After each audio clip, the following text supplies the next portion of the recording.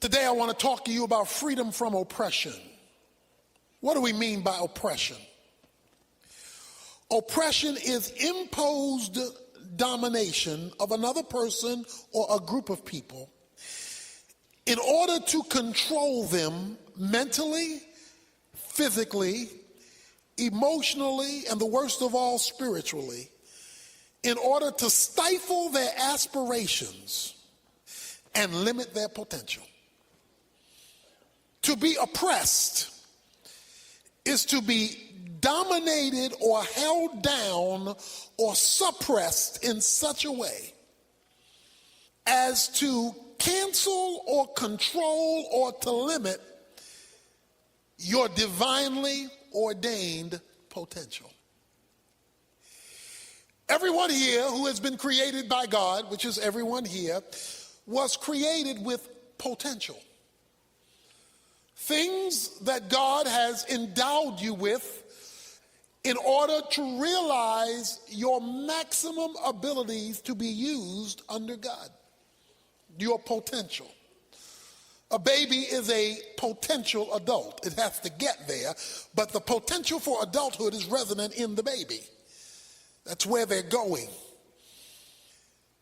Oppression seeks to hold that down, to limit you, to stifle you, to control you so you don't reach your potential.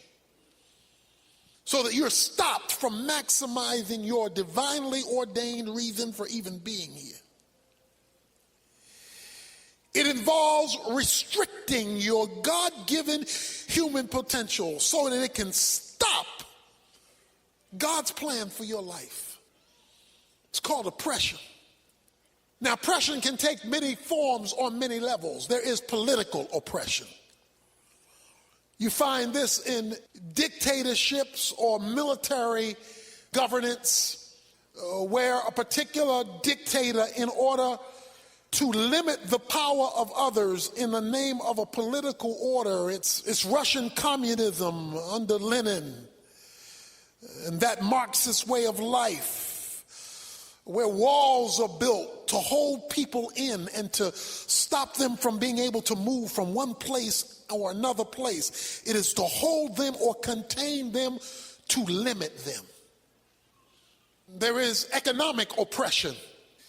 This is where the rich hold the poor down, keep them in classes so that they're not able to express themselves, get free to develop their own entrepreneurial spirit. It's where they are limited and they're stuck in ghettos, not because that's where they want to be, but that's where the system has forced them to stay. Economic oppression.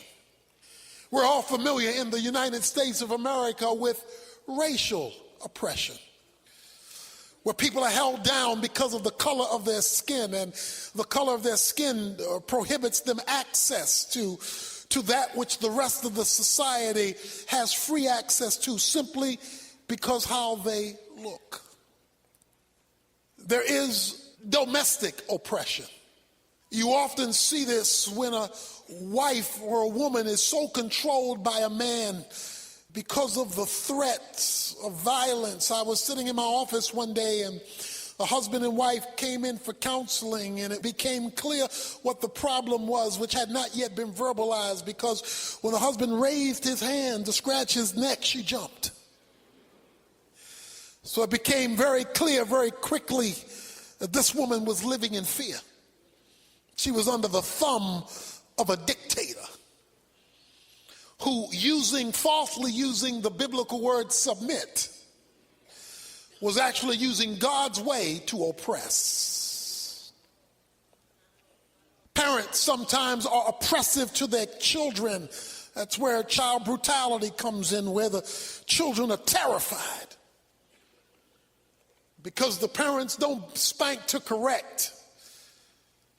They spank to hurt and to bring harm and are brutal. It's all oppressive. It's all holding people down. Some of us grew up in oppressed homes where we were told we were nobody. We were never going to be anything. We couldn't expect to be anything. We were dumb. And so whether you were physically brutalized or not, that thing stuck in your mind. And it became an oppressive way of looking at life and looking at yourself. And you know when people have been affected that way, because even when there's nobody surrounding them to oppress them, they oppress their own selves. Self-oppression. All designed to stifle your potential and your God-given future. And then, of course, there's the worst kind of oppression of all, spiritual oppression. That's where the devil has his way with your life. He's telling you, you got to stay on these drugs. You've got to stay in this alcohol. You have to stay in this relationship that's doing you no good. You have to stay there. You can't break out. This is your lot in life. And you've been living with that spiritual oppression so long, you believe it's the truth. You believe you were born to be oppressed. The Bible says Jesus came to set the captives free. That oppression is not to be your middle name. That oppression is not to be the state that you live in. It's not to be how you operate. That you have been freed by creation, simply because you're human, and then even more so by redemption, because you are a child of God. In the passage read in your hearing today, Israel is being held hostage in Egypt. Verse 23 of Exodus 2, now it came about in the course of those many days that the king of Egypt died, and the sons of Israel sighed because of the bondage, and they cried out, and their cry for help because of their bondage rose up to God. They were in bondage. Remember, freedom is released from illegitimate bondage. What happened? Well, if you look at chapter 1, verse 8, it says a new king rose in Egypt who did not know Joseph. The people of the sons of Israel, they said, are more mightier than we. Come, let us deal wisely with them, or else they will multiply. And in the event of war, they will also join themselves to those who hate us and fight against us and depart from the land. So they appointed taskmasters over them to afflict them with hard labor. Verse 12, and the more they were afflicted, and the more they multiplied and they spread. Verse 13, the Egyptians compelled the sons of Israel to labor vigorously, and they made their lives bitter with hard labor. The end of verse 14, which they rigorously imposed on them. Notice the words. Imposed, compelled, bitter, afflicted, taskmaster. They were being bound. They were being forced. They were being driven. Why? Why was there oppression? Because the oppressor did not want them to be free. The oppressor said, if we let these people go free, they'll become too strong. That's what he says. And that's what oppression always wants to do. It wants to limit you becoming strong. It wants to limit what God can do in your life. And so it begins to work its insidious evil in order to stop you from realizing your maximum potential. See, that's how you have to look at this thing. You have to look at this thing, whether it's spiritual oppression or whatever kind of oppression it is, it's trying to stop you from what the U.S. Army wants you to do. Be all you can be. Because God has destined you for freedom, which has to do with maximizing your potential under God. God has redeemed you for freedom. But the problem was there was an evil king who did not want them to be free, who wanted to keep them hostage. And I'm here today to tell you, freedom is your middle name. And that I don't care how long you have been oppressed. They have been oppressed for 430 years. I don't care how old you are today. Today is the day of your freedom. Whether it's self-imposed freedom, freedom by somebody else, freedom even in a culture, unless you understand that oppression in any form is against the will of God, no matter how legitimate it's been made to sound by the oppressor. God's gift to you. God's gift to you today is freedom. What did the king want? The king of Egypt wanted to use the children of Israel to further his agenda. What does the devil want? to use you to further his agenda. What he doesn't want you to do is to find out what God's got in store for you. He doesn't want you to further God's agenda. He wants you to further his agenda. And he knows if he can hook you up on something that now controls you. That's why Paul says, I will be controlled by nothing. You can be led by people. You can be led by things. But once something is controlling you, it has taken over God's place in your life. And the Bible has a word for that. It's called idolatry. Nobody is supposed to be able to control you but God. Folk can influence, folk can lead, folks can direct, but they're not supposed to be able to put their thumb on you so that you define you by them rather than by what God has created you to be. It says that the people groaned in chapter 2. They sighed because of their bondage. Because oppression has a way of crushing the human spirit. It causes the spirit to just die, to just shrivel up. And you see it. You can see it on the face of a child who's been oppressed by a parent. You can certainly see it on a wife who's been oppressed by her husband. You can see it in a man's eyes who's been oppressed by his employer, who's been made to feel like nothing. Look, if you're a janitor, you're supposed to be a free janitor.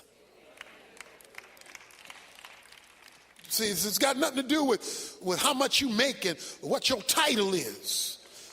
And that's why nobody has the right to your spirit but God.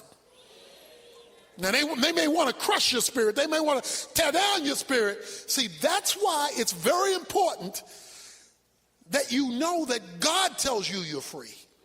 Because if you don't know that God tells you you're free, then other folks will define you and will be given permission. See, one of the worst things about oppression is not only that you're oppressed, but that you give the oppressor permission to keep oppressing you. Because you don't know who you are. If I have a gold ring on and you don't like it, you ain't make it. So you don't get to tell me what it is. It's gold because the manufacturer said it's gold. Now, you say, well, that ain't gold. Well, if I don't know what the manufacturer said, and I'm listening to what you tell me it is, I may not think it's gold anymore because I've given you more power than the one who made it. But as long as I can go back to the receipt and I can see that the man who made it said it's gold, it really don't matter what you think it is, whether you like it, whether you agree with it, because I've been told by the one who made it that it's gold. Well, guess what? The one who made you say you're free. The one who made you defines who you are and defines who your reality is. So they were under oppression for all of this time. They were being held down. But then it says, verse 23 again of chapter 2, it came about in the course of those many days that the king of Egypt died, and the sons of Israel sighed, and they cried out. That means they had not been crying out until the king of Egypt died. Follow me now. It says, when the king of Egypt died after many days, then they cried out to the Lord. Which means they had been under the oppressor, the king of Egypt, for an extended period of time prior to them crying out to God. In other words, they got used to oppression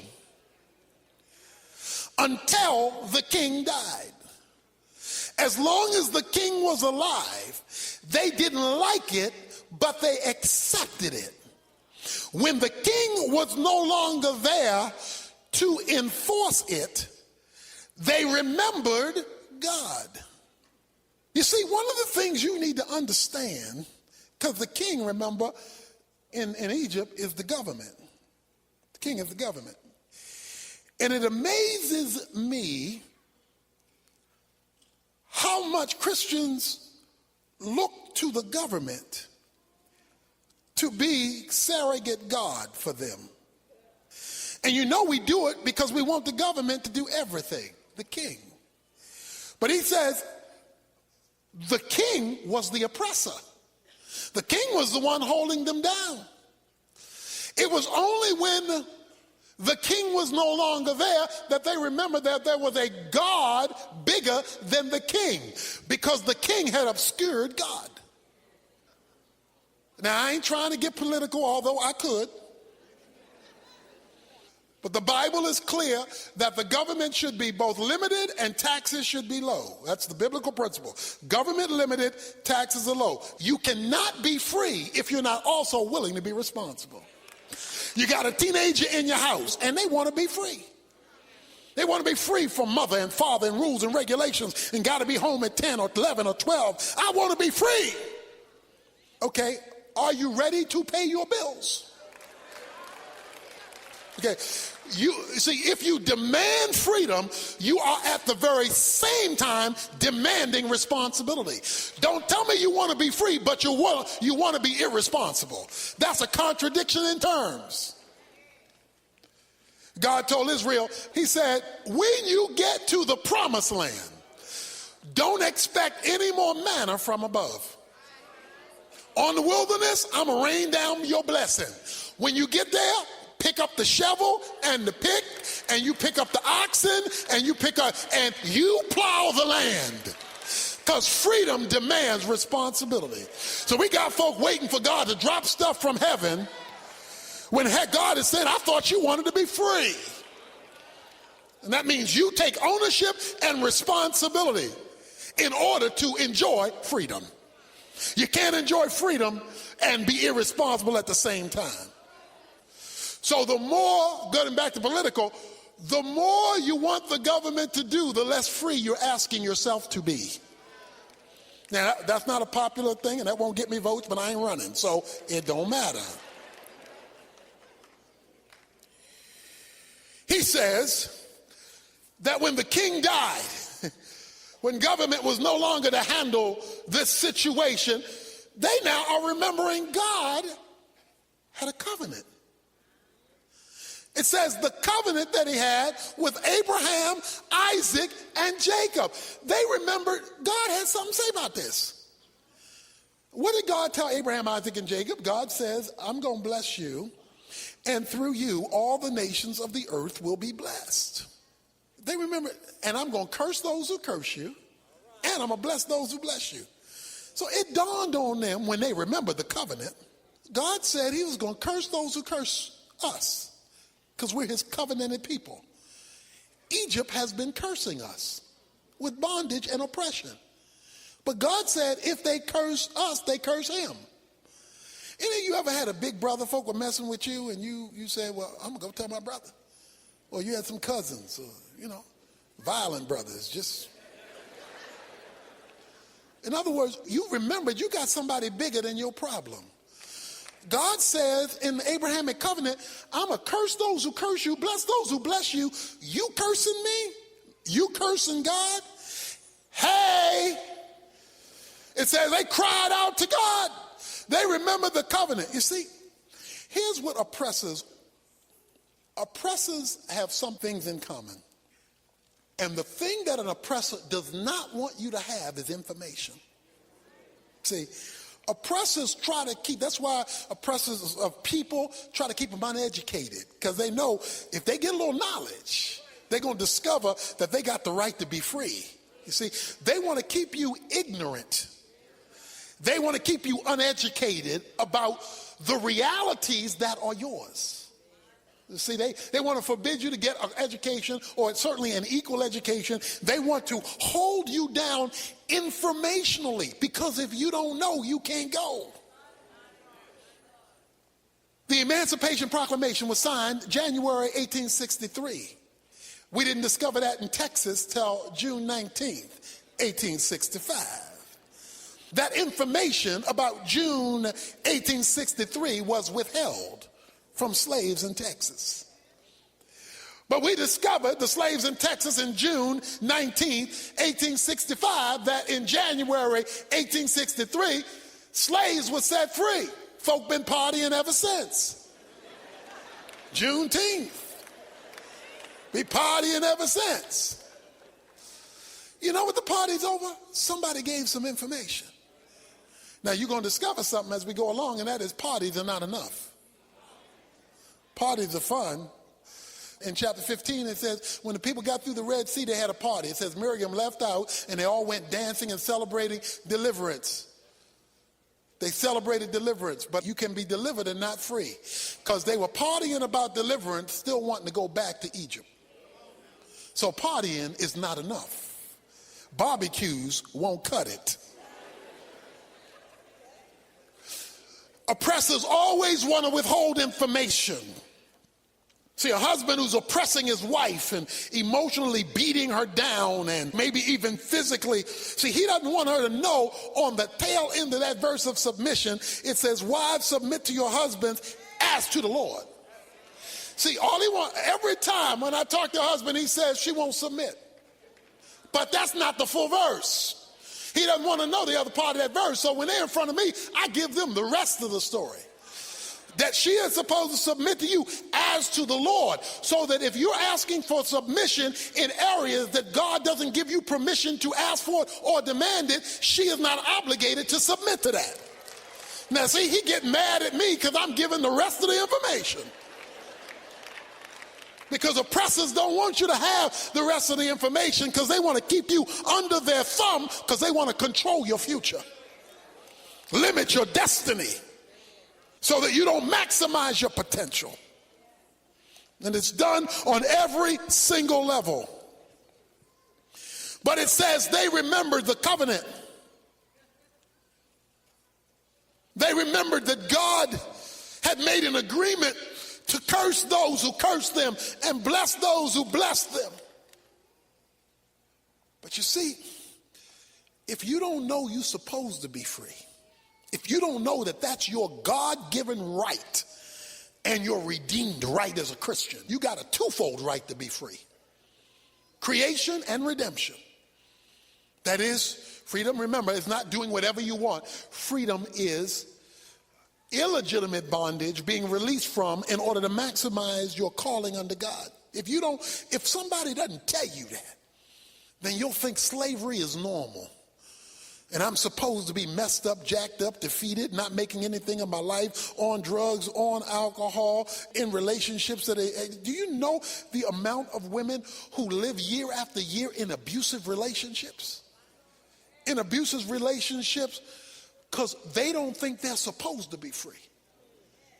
I had a couple in my office, and the husband is abusing the wife, and it was clear, it wasn't a question mark. And then he said the wrong thing to me. He said, she's my wife, I'll do what I want. I looked over at her and said, when you go home, pack your bags and leave that fool.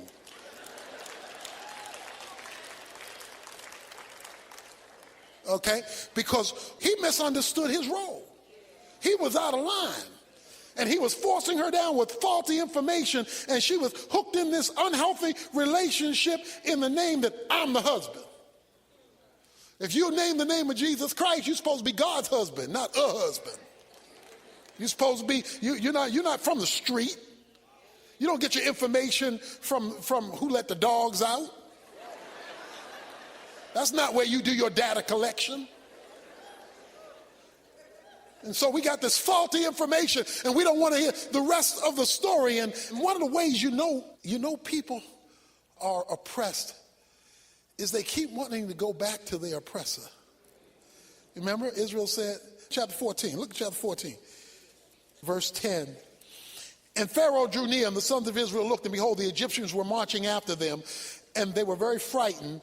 So the sons of Israel cried out to the Lord. Then they said to Moses, is it because there were no graves in Egypt that you have taken us away to die in the wilderness? Why have you dealt with us in this way, bringing us out of Egypt? Is this not the word that we spoke to you in Egypt, saying, leave us alone that we may serve the Egyptians? For it would have been better for us to serve the Egyptians than to die in the wilderness. Now, last time I checked, they were crying out to God. In chapter 3, now they're saying, no, didn't we tell you we wanted to stay here? Because people who've been really oppressed can't leave the oppressor.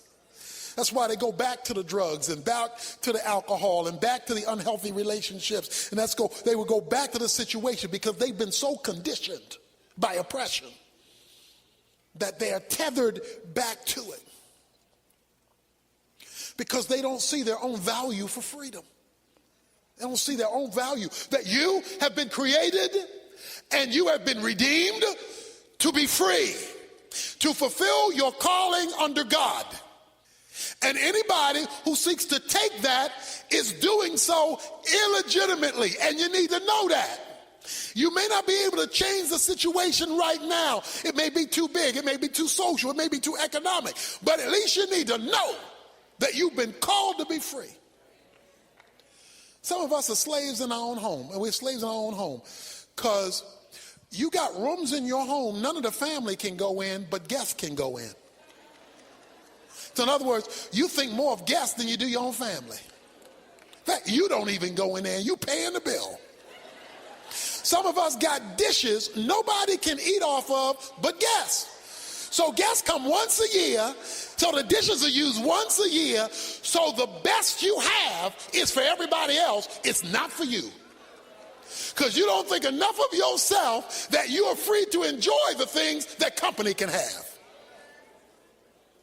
Oh, I'm all out there now. God declares you are free. And I'm not talking about where little kids can break things and mess things up. That's being responsible. But I'm talking about free to maximize the goodness of God, the calling of God, and the purposes on your life. I am here to declare to you, you're free. God declares you're free, and he is interested in setting his people free. Look back at chapter 3. He says in verse 7, the Lord said, I have surely seen the affliction of my people who are in Egypt, and have given heed to their cry because of their taskmasters, for I am aware of their suffering. So I have come down to deliver them from the power of the Egyptians, and to bring them up from the land to a good and spacious land, a land flowing with milk and honey, to a place of the Canaanites, the Hittites, the Amorites, the Perizzites, the Hivites, and the Jebusites. Now behold, the cry of the sons of Israel has come up to me. Furthermore, I have seen the oppression, there it is, the oppression with which the Egyptians are oppressing them. God says, I'm aware of your pain. God is aware of your suffering. And he knows how long you've been suffering. The first thing he wants to do is give you some information. You have a right to be free.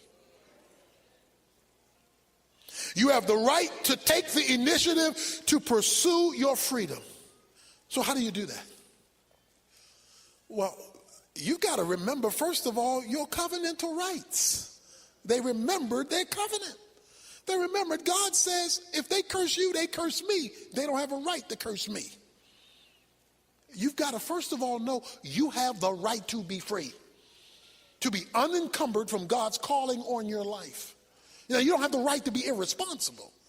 You don't have the right to fall under God's chain of command. Children, obey your parents. Wives, legitimately submit to your husbands. Husbands, submit to Christ. You don't have the right to break God's plan and program, but you have the right to pursue your full potential under God. You have that right. You have the right to not let drugs tell you what to do anymore. You do have that right. You say, drugs are too strong. That's like saying the oppressor is too mean. It may be mean and it may be a tough taskmaster, but you need to know you have the right to be free. You have the right to be free. No woman in here under the sound of my voice should ever accept a man putting his hands on you. Ever. Ever.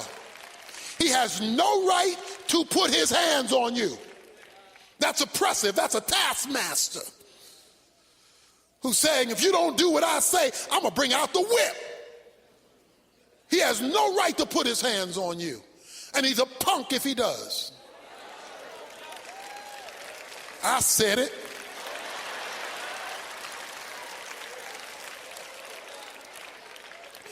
Talking about, she made me hit her. What'd she do? Pick up your fist and drive it into her face? Is that what she did?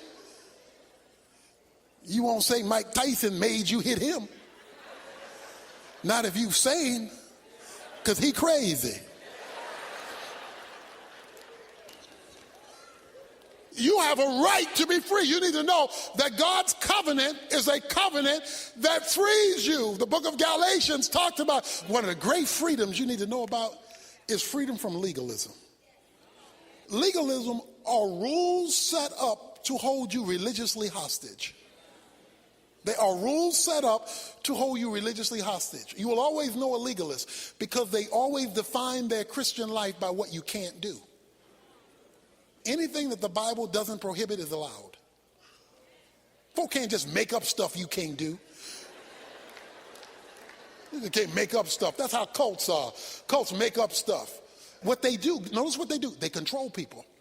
See, they control people. See, ministries that do not give you the freedom to fulfill your calling under God aren't legitimate. They're controlling. They're, in the name of God, they're oppressive. And so they make you so fearful about God going to beat you up. They make you so fearful that God going to get you. So what they do is drive fear. And they drive fear so that you can give them their money, so that you can make sure you're at every service, so you can do that. And they make fear, your fear, as the driving point of how well you function. And nobody can function free living in fear. You can't function that way. You can't maximize your potential because you're always trembling. You're always nervous. God has said you have the right to be free. Jesus said, I have come to set the captives free. Luke 4. Freedom is your right. Secondly, you cry out to God.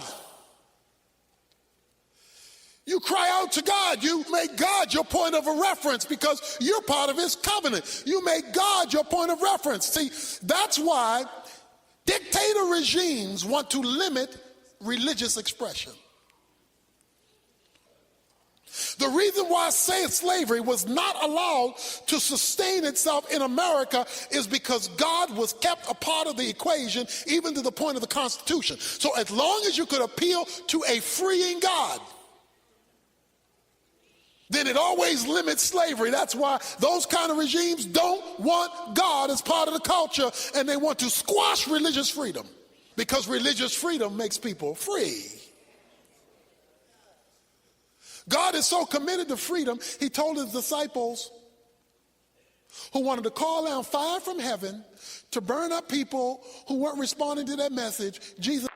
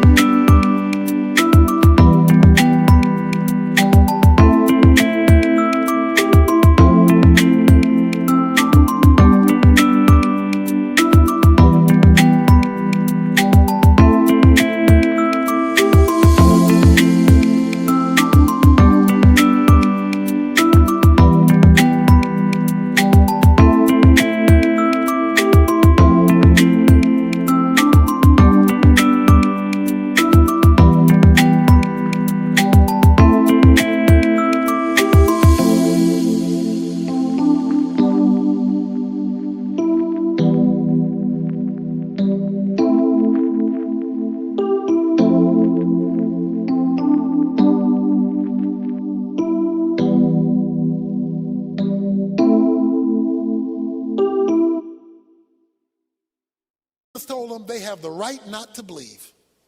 You are free not to even believe. God gives you the freedom to reject him. You know how much God believes in freedom? He gives you the freedom to say no to him. Not a wise choice, but one you are free to make. Freedom.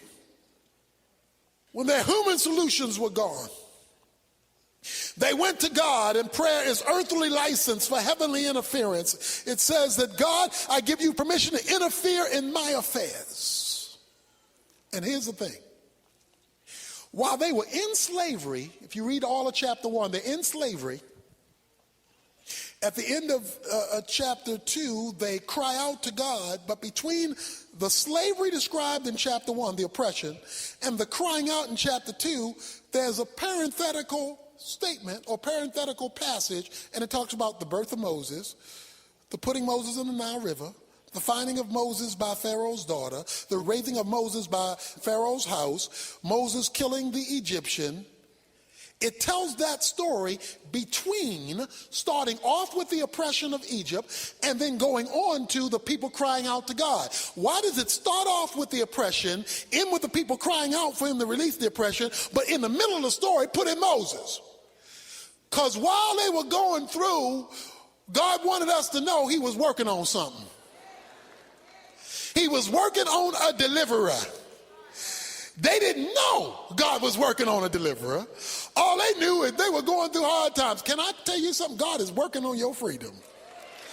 You don't know it. You can't see it. God is working on your freedom. You say, but I can't see any way to be free. He's working on your freedom. You say, well, when am I going to get to see what God is working on? When you start crying out.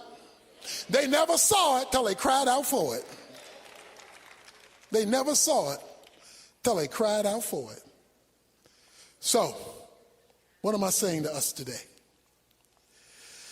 I am saying you have a right to be free, and because you do, you should be setting other people free. You know, the tragedy of the Revolutionary War was that people who wanted to be free from England went out and started making other folks slaves. That's a contradiction. You fighting for freedom while incarcerating the whole race of people. It's a contradiction. But we have the contradiction in our own lives. We want to be treated as free while we hold other folk hostage. No. If you want to be free, you should be setting others free. You should be releasing others within the bounds of propriety and what's right, releasing them to become all that they were called to be under God. There's so many gifts and talents that have been held hostage from your mama, your daddy, your uncle, been held hostage by the people you grew up with, by your past, you are being held hostage. You're under this, and you have the right to be free. But you say, I'm stuck. Okay, let me help you out from an actor. His name is Charles Dutton. You know the actor. He was in prison. He was asked by a reporter one day, Charles Dutton was asked, how did you make it in prison? He said, the way I made it was I refused to decorate my cell. Okay, now you got to catch that. He said, the way I made it, I was incarcerated, couldn't get out. But other guys would have pictures up in their cells. They put flowers up in their cell.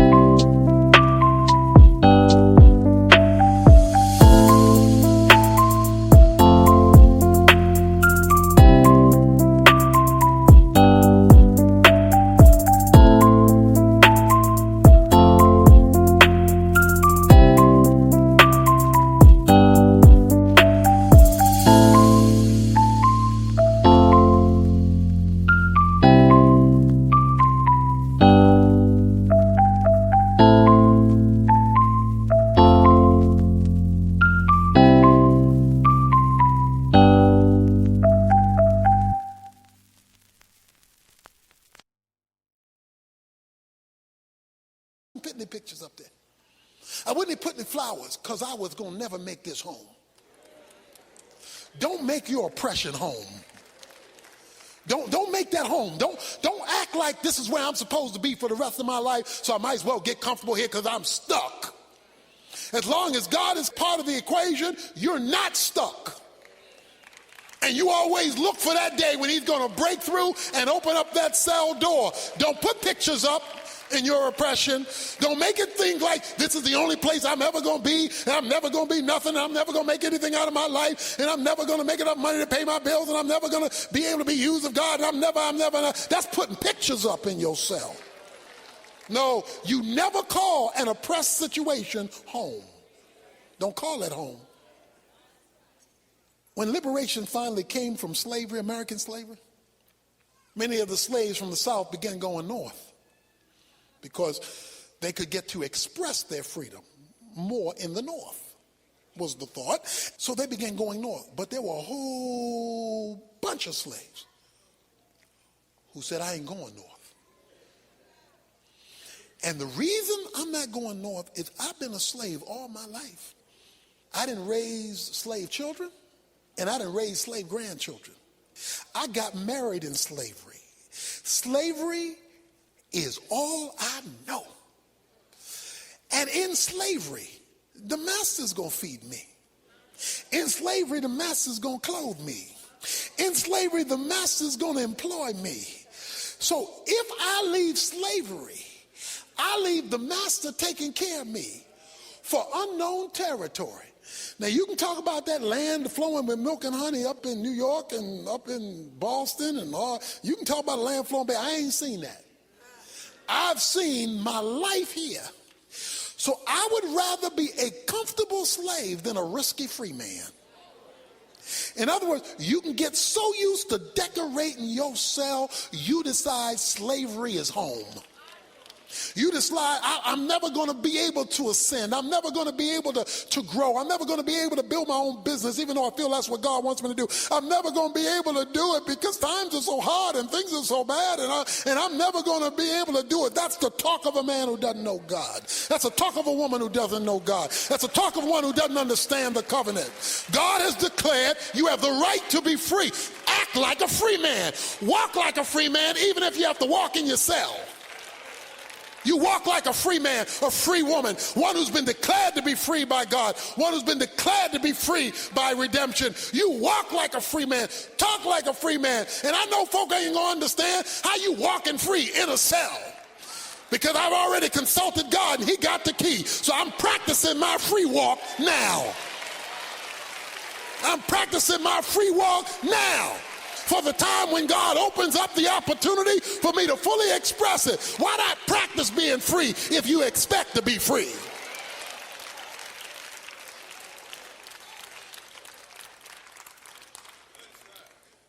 There's somebody here who needs to be set free from something, and you got a right to be free. You have a right to be free. That's your right, your God-given right to be free. To be released from illegitimate bondage, to pursue your calling under God. I don't care what the devil has told you and who he's used to speak it. That's a lie. That's a lie. Your bondage is a lie.